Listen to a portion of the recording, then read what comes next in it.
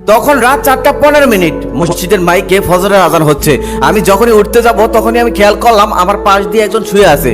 কিন্তু এটা তো কথা ছিল না, আমার রুমে তো আমি একাই থাকি, আমার রুমে তো আর কেউ থাকে না।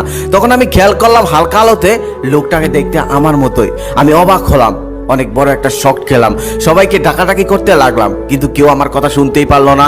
কিছুক্ষণ পর আমার রুমে আমার বোন আসলো, লাইট অন করেই আমাকে ডাকতে লাগলো, বললো ভাইয়া ভাইয়া ওঠ, ফজরের নামাজে যাবি না? এই বলতে বলতে সে শুয়ে থাকা ব্যক্তিটার কাছে গেল, কিন্তু আমার কাছে আসলো না।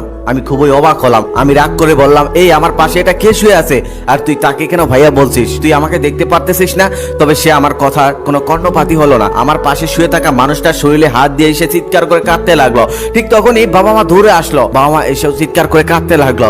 মা বিষয়টা বোঝার সাথে সাথে অজ্ঞান হয়ে মাটিতে পড়ে গেল, কিন্তু আমি কিছুই বুঝতে পারতেছিলাম না। আশেপাশে সবাই দৌড়ে এলো, সবাই কান্না করতেছে। সকাল হলো, সকাল হওয়ার সাথে সাথে আত্মীয় স্বজন সবাই ভিড় করলো, এলাকাবাসী সবাই ভিড় করলো, সবাই কান্নাকাটি করতেছে, সবাই আমার পরিচিত লোক। আমি সবার কাছে একে একে যাচ্ছি, কিন্তু কেউ আমার কথাই শুনছে না, কেউ আমার দিকে ভিড়েও তাকাচ্ছে না।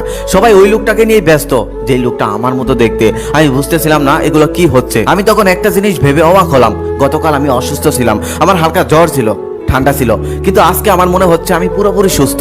আমার শরীরটা একদম তুলার মতো নরম। মসজিদের হুজুর আসলো সেই লাশটাকে গোসল করানোর জন্য, তার সাথে আরো একজন লোক আসলো। সে আফসোস করে বলতেছে, আরে কালকেও লোকটা ভালো ছিল, কি টাকরা যুবক, হঠাৎ করে মৃত্যু এসে গেল। মৃত্যু কত সহজ। আমি কথাগুলো সব শুনছিলাম। তারপর তাকে গোসল করানো হলো, গোসল শেষ করে তাকে কাফন পরানো হলো, কাফন পরিয়ে তাকে খাটিয়ে রাখা হলো, আর মসজিদ থেকে একটা কালো কাপড় এনে তাকে ঢেকে দেওয়া হলো। সবাই এক নজর করে দেখছিল আর আফসোস করছিল আর কান্না করছিল। বাড়িতে কান্নার ঢল, কিন্তু আমি কিছুই বুঝতে পারতেছি না, কেউ আমাকে দেখতে পারতেছে না, সবাই ওই লাশটাকে নিয়েই ব্যস্ত।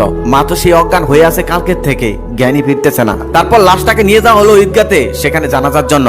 সেখানে মানুষের অভাব নেই, পা রাখার জায়গা নেই। বাবা কিছুক্ষণ কথা বলার পর মসজিদের হুজুর বয়ান করলো। বয়ান করার পর জানাজা সম্পূর্ণ হলো। জানাজা শেষ করার পর তাকে কবরের সামনে নিয়ে যাওয়া হলো, কবর দেওয়া হলো। কবর দেওয়া শেষ করার পর সবাই তার রাতটার মাগফিরাতের জন্য দোয়া চাইলো। দোয়া চাওয়ার পর সবাই একে একে চলে গেল, শুধু বাবা যেতে চাইলো না। তারপর বাবাকে কয়েকজন ধরে টেনে টেনে নিয়ে গেল। ঠিক তখন আমি একা হয়ে পড়লাম। তখন আমি বুঝতে পারলাম আমি আর দুনিয়াতে নেই, আমি কবরবাসী হয়ে গেছি। তারপর আমি আস্তে আস্তে কবরের দিকে যেতে লাগলাম, কিন্তু আমার তখনও বিশ্বাস হচ্ছিল না। তারপর আস্তে আস্তে আমি সেই লাশটার ভিতরে ঢুকে পড়লাম। আমি যেন আবার নতুন করে প্রাণ ফিরে পেলাম, কিন্তু একই, আমি তো অন্ধকার কবরে। তখন আমি জোরে জোরে চিৎকার করতে লাগলাম, হে আল্লাহ, আপনি আমাকে আরেকটা বার সুযোগ দিন। আমি কখনোই নামাজ ছাড়বো না, আমি কখনোই রোজা ছাড়বো না, আমি কখনোই মসজিদ ছাড়বো না।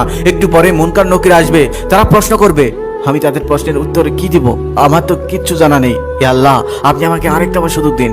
এত ভয় পাচ্ছিলাম যে ভয় আমি জীবনেও কখনো পাইনি। ঠিক তখনই আমার ঘুম ভেঙে গেল। আমি লাফ দিয়ে উঠে পড়লাম। উঠে দেখলাম আমার শরীরের প্রত্যেকটা লোম দাঁড়িয়ে গেছে। হায় হায়, এটা আমি কি দেখলাম? আজকে আমি মারা যাইনি, তবে আমি যে স্বপ্নটা দেখেছি এটা একদিন সত্যি পূর্ণ হবে। তবে সেটা যে আরো কত ভয়ঙ্কর হবে তা একমাত্র আল্লাহ তাআলাই ভালো জানেন। সবাই মৃত্যুকে স্মরণ করুন, মৃত্যুকে নিয়ে ভাবুন, মৃত্যু নিশ্চিত। মনে রাখবেন, আপনি যদি মৃত্যুকে নিয়ে ভাবেন তাহলে আপনি অন্তত খারাপ কাজে যেতে একটু হলেও ভয় পাবেন। সবাই মৃত্যুকে স্মরণ করুন, সবাই সঠিক রাস্তায় থাকার চেষ্টা করুন।